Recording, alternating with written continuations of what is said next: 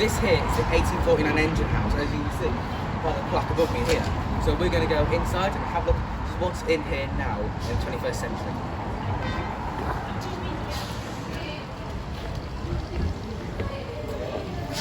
Right then, so this here is our LINESHAFT workshop. Now, we don't know an awful lot about this. We know it was installed pre-1907, because in 1907, that's when the gas engine came in and it started to power these. And it's 1907 where the 1849 engine, which is in this room, got retired.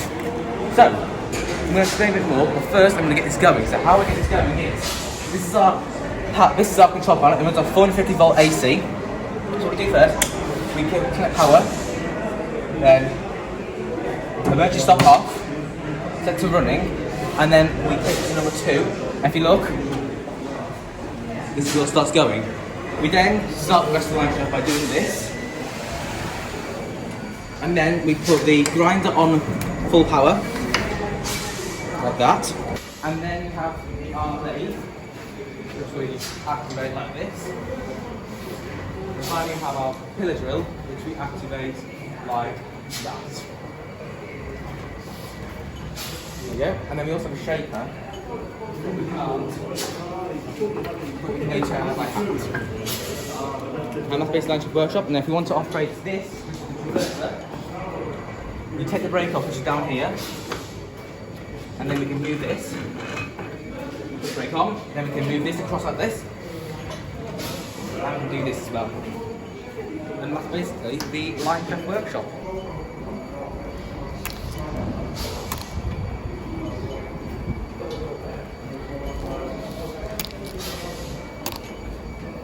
Back in the day, this would run pretty fast, so let's see what we can do.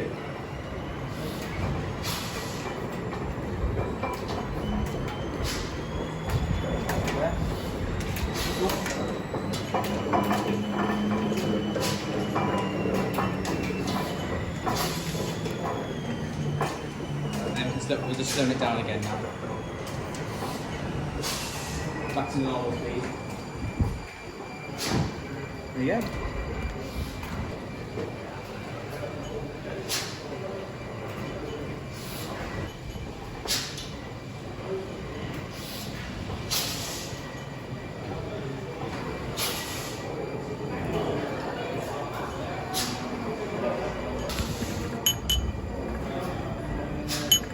No, I can't see it in there. That's clearing all right.